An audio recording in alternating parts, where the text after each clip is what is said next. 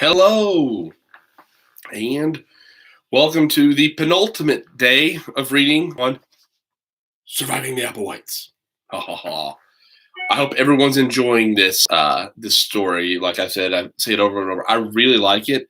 I think there's a lot to it. It is a little bit older, but it's a great book. And don't forget, tomorrow will be the big day where we'll finish up this book, and you'll really want to follow this stuff. But it's Surviving the Applewhites by Stephanie Tolan, test number 60652. It's a little 5.5 book worth 7 points. 7 whopping points. But that being said, today's been kind of been a fun day. Hope everybody else is doing all right. Hope everybody's having a great Easter. I know for Easter, here comes Stella. She's going to say hello. Let me kind of move things. Our house is kind of a wreck right now because what did we do today, Stella? Painted, and your new room is behind this room. And what color did we paint your room? Pink! We painted it pink. And yes, she is still in a nightgown because we have just been busy working. But it has been fun. I only had pink and blue with flowers. With what? Pink, blue, flowers. And flowers, too. Wow, you said it! Flowers! Boop, boop. Well, Stella, I'm going to go ahead and read to them. It's okay, Stella, stop. Okay, I'm going to go ahead. I punched my daddy. Okay, yeah, she did. She's kind of losing it. But like I said, we painted her room today. We just got 2 coats on. It is very pink. It is about the same color pink as her nightgown is. It is pink. But we're going. She's going to get a new bed. Looks like it's going to be white. It's going to look nice. Put a new flooring down. We've got a lot we're doing. But hey, that's what this Corona vacation, COVID, I don't know what to call this. This quarantine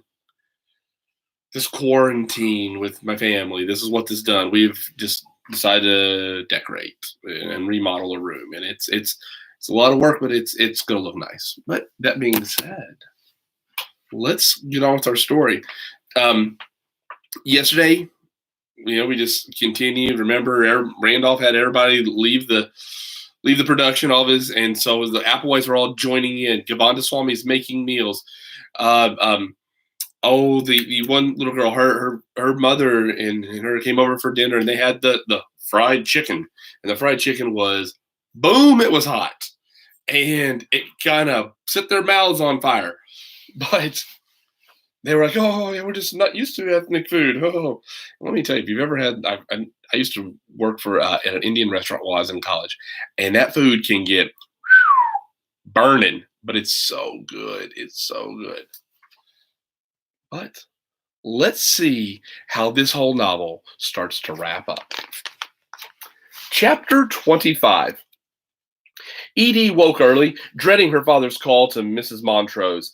She tried for a while to go back to sleep, but she couldn't. Finally, she decided she didn't want to face catastrophe on an empty stomach, so she pulled on jeans and a t-shirt and headed downstairs to fix herself something to eat.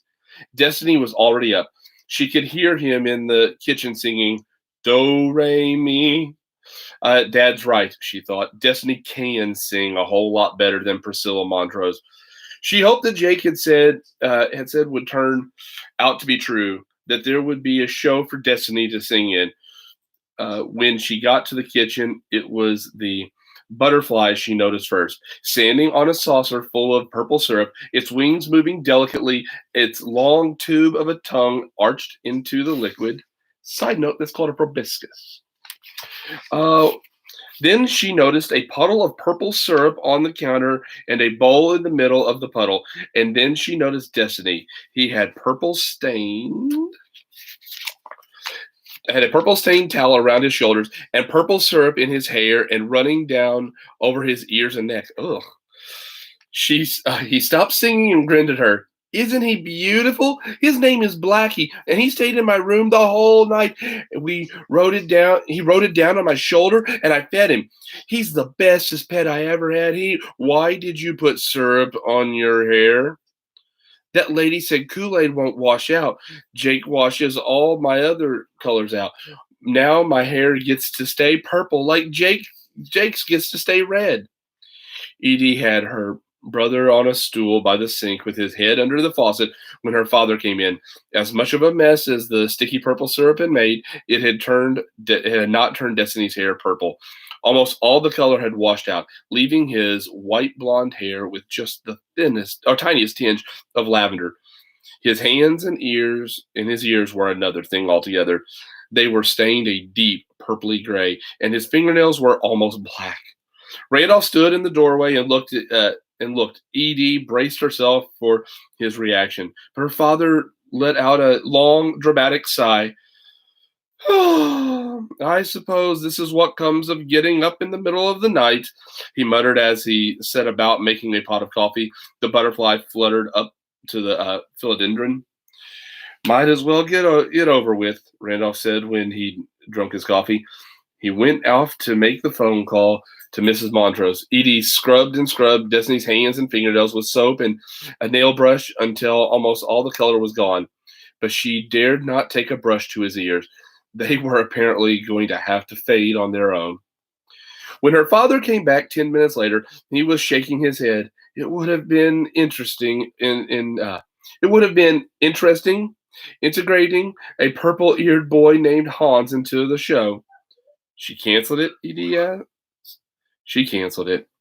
Did you try to reason with her?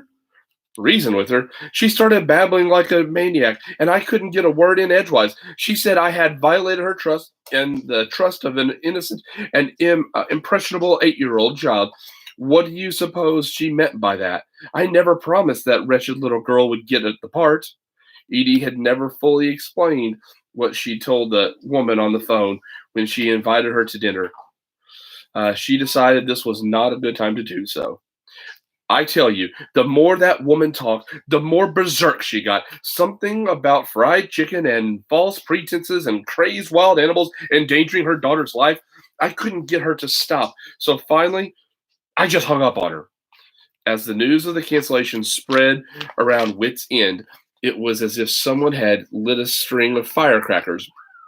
One after another came the explosions. Nobody blamed Mrs. Montrose. They blamed Randolph. You never once think of anyone except yourself, she heard her mother say. It's not as if it's a Broadway production. What harm could the little girl have done the show? All Edie caught of her father's answer was the phrase artistic integrity. Zebediah, who was usually the solid rock under the family's waves, raged about the customers he had put on hold in order to build sets instead of furniture, and the cost of raw materials they had used from the wood shop. He sounded more like Paulie than himself.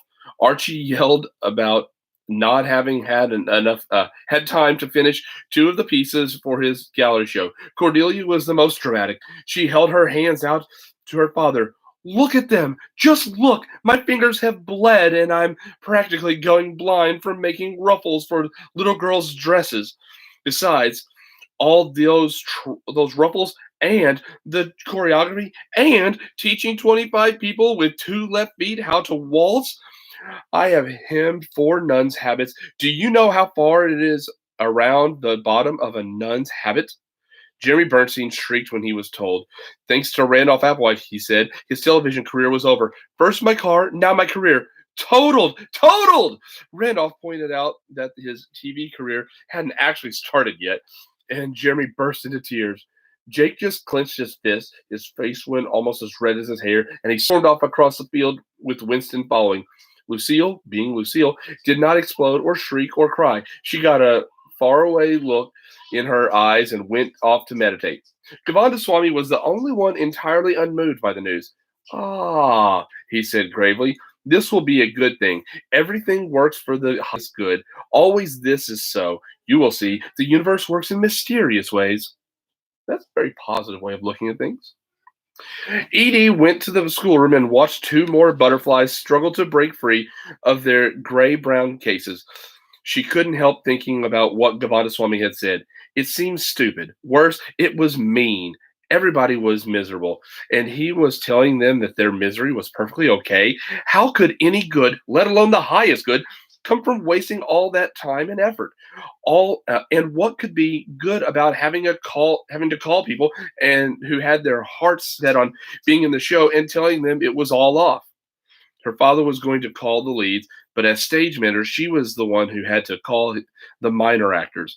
She could hardly bring herself to think about it, much less do it. Govindaswamy talked like somebody out of one of those old black and white movies, she thought, where everything always turned around just in time for a happy ending. It was when she thought about those movies that the idea popped into her mind. Her father had rented one of them once about uh, her father had rented one of them once about a theater company and lost its theater. They'd put on the show in a barn instead. Wits End had a barn, a big barn. They parked cars in it sometimes, and the riding mower was there. But when it was empty, it was really quite a lot like a theater, except that it didn't have a stage or seats or lights. Maybe they could fix that. They'd have to build a stage and find some lights and some sound equipment and some chairs for the audience. They'd have to do publicity, sell tickets. Could they? If they could, Jeremy wouldn't have to give up his television career. The network people might like the story even better this way. Art struggling against impossible odds. Today was Friday, October 10th. The original opening had been set for the 24th. 2 weeks away, 14 days. Edie went to find her father. Ooh. Her father, who's, like I say, he's so scatterbrained, he's kind of ruined things. But Edie might actually save the day with her logical thinking. Will this work? Let's find out. Chapter 26. Jake had found a crumpled cigarette in the bottom of his duffel bag and gone out to the woods to smoke it. Winston tagging loyally along, it hadn't helped. He realized with considerable shock that he didn't really like this taste smoking left in his mouth, that he'd never liked it.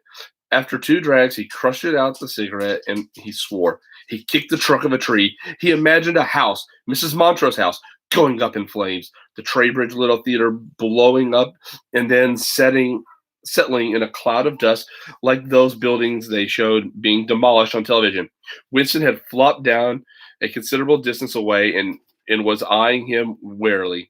Okay, he said to the dog. I probably wouldn't do those things even if I could. The dog came no closer. Let's walk.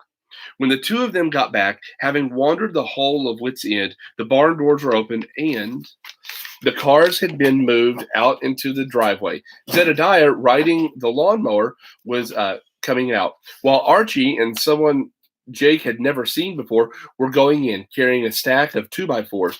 Cordelia and Lucille, both with handkerchiefs tied over their hair, were coming from the main house carrying brooms, mops, and buckets. Jake felt a kind of electricity in the air that was how it must be when an army was getting ready for an all-out assault. Go to the schoolroom and get your assignment, Cordelia called to him. I think you're supposed to help Archie and Hal. Archie and Hal? The stranger whose back he had seen going into the barn must have been Hal. Oh, he finally could see Hal. Out of his room and into the daylight, he stood for a moment, watching the barn doors, and soon the 2 came out again. Hal was just about Jake's size, dressed as Jake was in black boots, black pants, and a black turtleneck. His long reddish brown hair was pulled back into a ponytail, and he sported a goatee that was a scragglier replica of Randolph's.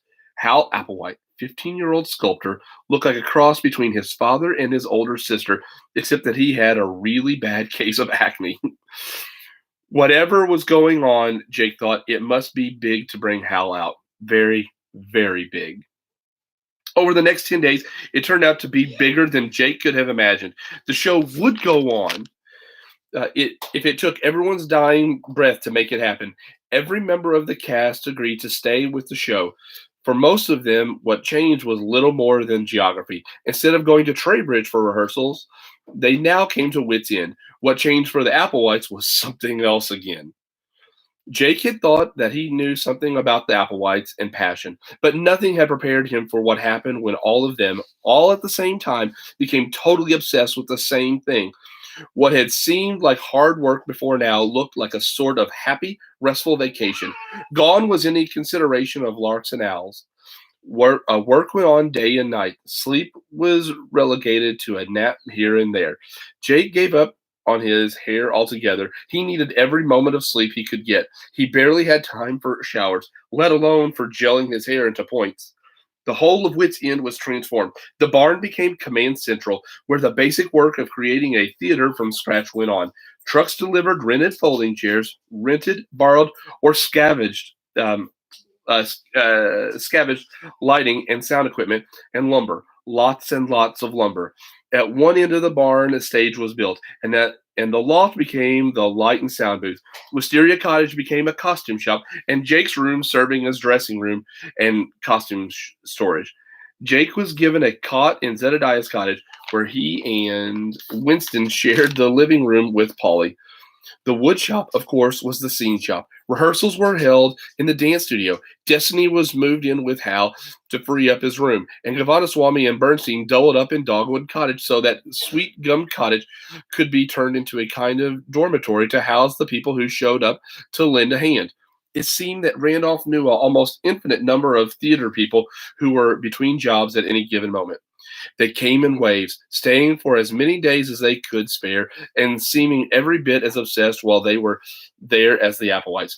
Govindaswamy continued to cook, but no longer did work stop for meals. He took the food to the barn, to the wood shop, to Wisteria Cottage, to wherever people were at work, with the help of Destiny and his red wagon.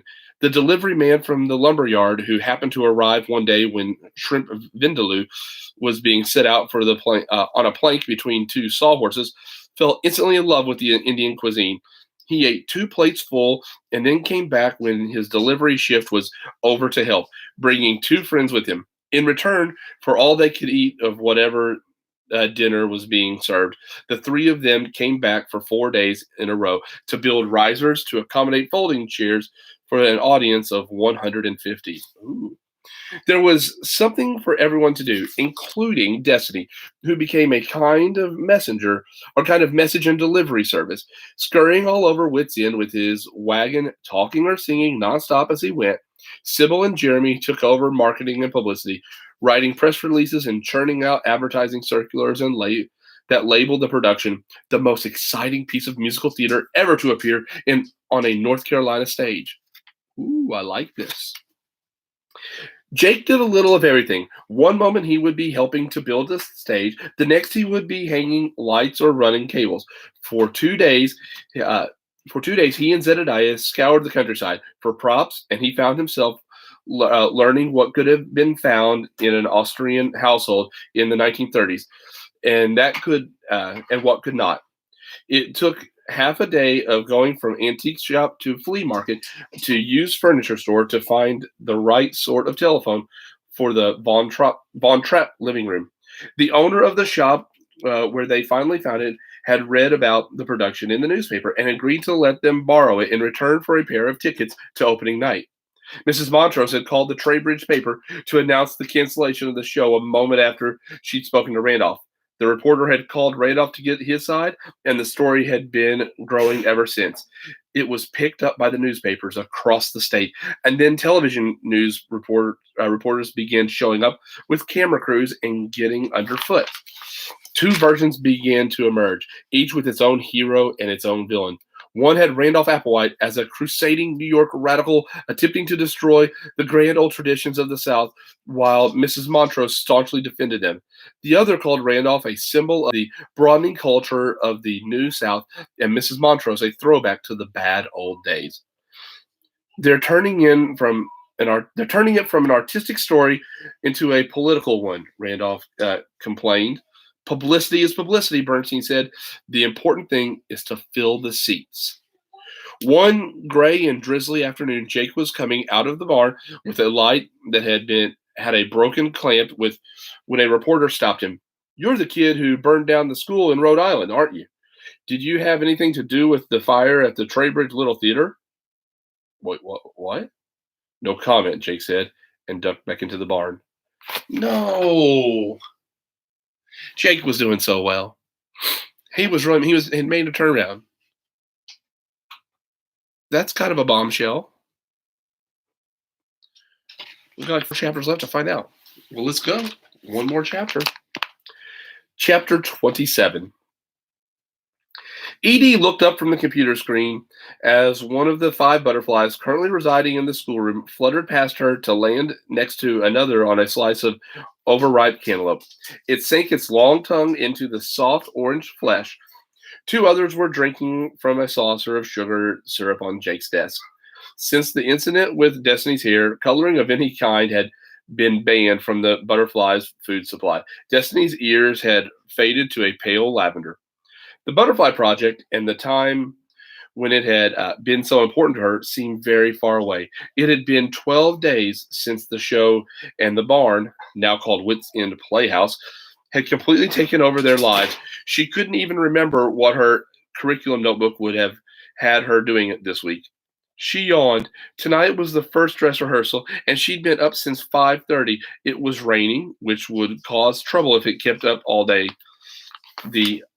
The way they had to build the stage, actors would who had to exit on one side and come back on stage from the other had to run around the outside of the barn. No one had thought that would be a problem because it hadn't rained more than about 50 drops in 2.5 months.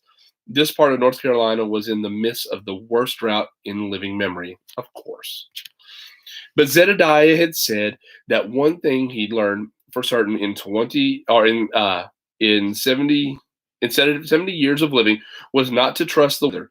On one of his prop runs, he had bought 24 umbrellas and stationed a dozen at each exit so an actor could grab one on the way out, run around, and drop it off on the way in. The stage crew, the prop crew, and the dressers, most of whom had been recruited from Traybridge High School, also had to run around the barn from one side of the stage to the other. But they were not going to be allowed to use the umbrellas. They had no costumes to protect. Edie was writing a notice to explain the rain plan now. She ran over her to-do list for the day one more time and smiled. It was actually beginning to look as if this impossible idea would work.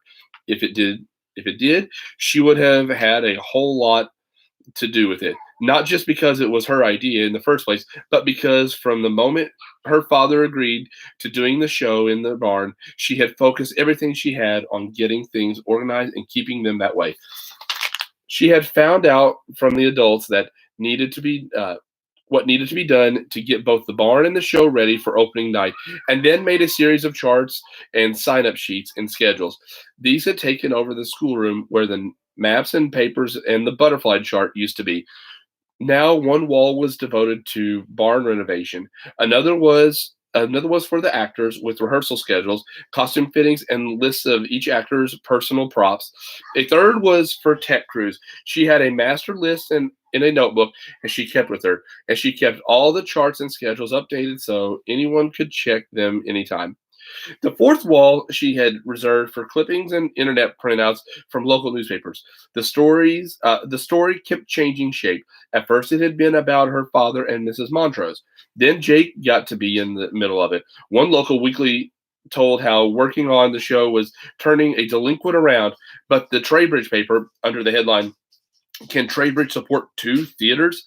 suggested that the theater being built at Wits End by northern newcomers was intended to put the Traybridge Little Theater out of business. It speculated on the possible connection between the burning of a school in Rhode Island and a fire of uncertain origin at the Little Theater. Jake said bad press didn't bother him, but Randolph had fumed about the unfairness of the second story. And the TV news reporters who picked it up. "We never even thought of making a theater till they canceled us." Lucille, who was both heading the costume crew and taking ticket orders on the phone, said that right after the story appeared, there was a huge increase in the number of ticket orders. Publicity, as Jeremy had said, was publicity. Sybil added that not only were the news stories good advertising, they were free. The ads running the very same papers were costing a lot of Petunia Grantham money. Whether it was the free publicity or the ads, tickets were selling better than anyone had expected. With only 3 days to go till opening, they had 2 sold-out houses and decent-sized audiences for the other performances. Almost half of the opening night seats would go to the media and to people who had donated props or costumes or helped with the show, and at least a third of the others were going to families of the actors. It didn't bring in much money to have that many complimentary tickets, but it guaranteed a full house for the most important night of the run, the night the network people would be there. This was the day the television crew was arriving, and Jeremy had been such a wreck when he came into the kitchen for breakfast that Govindaswamy had told him he wasn't going to be allowed to eat till he'd spent at least half an hour meditating. Then Sybil had insisted that everyone take a little time for their other jobs to clean the house. I won't have the world think that the author of the Petunia Grantham Mysteries lives in a pigsty. Now the house was at least moderately presentable. The Applewhites wouldn't look like slobs as long as the camera stayed away from the closets. The barn was almost ready. They'd been rehearsing on the newly built stage for 3 days now. Zedediah was overseeing the last of the construction work, and Hal, with help from Cordelia, was painting the sets. A butterfly landed on Edie's hand, and she waved it gently away. They had no fear of humans at all, these butterflies. Outside, she heard a car pull to a stop. After a moment, Winston began barking. That must be the television people, she thought. Hurriedly, she printed out the notice about the umbrellas and went to pin it up on the wall. As she did, she heard someone come into the schoolroom behind her. She turned her head to see who it was and was so startled that she stabbed the pushpin into her finger. Ouch. She yelped. That bad, huh? Jake was standing there in his usual black t-shirt and black pants, but that was all that was usual about him. Gone was the eyebrow ring. Oh, gone were all the earrings, and gone was the scarlet hair. He had a dark brown crew cut now, so short his scalp showed through. Behind him, Winston stood, making low growling sounds. So what do you think? Jake said. Could I make it in the SS? Aw. Jake's turn. The whole point of him being there was to see, can we fix this delinquent? And I knew the hair was going to start changing back to normal color, but also now he's all like the remaining parts of him that used to be kind of scary. The pointy hair, the eyebrow ring, the earrings. Now here he is babysitting Destiny. He's got this dog. It's cool. But we have 3 chapters left to find out what's going to happen. Will the Applewhites be able to pull this off? Can they stage a show? And not just a show, but it's a run of shows. And they're going to have news media there. There's people like from all different angles. This is going to be a big-time show. Well, tune in tomorrow for our exciting conclusion to Surviving the Applewhites. And we'll find out just what's going to happen in those last 3 chapters. Well, with that being said, I hope everybody's staying safe. Remember, practice good social distancing. Wash your hands repeatedly. Hand sanitizer, 6 feet apart. Go be healthy at home. Go outside. Like right now for us, it's raining, but like if the weather's good, go for a walk. But enjoy life. With that being said, everybody have a nice evening, and I will see you all tomorrow for our conclusion. Bye.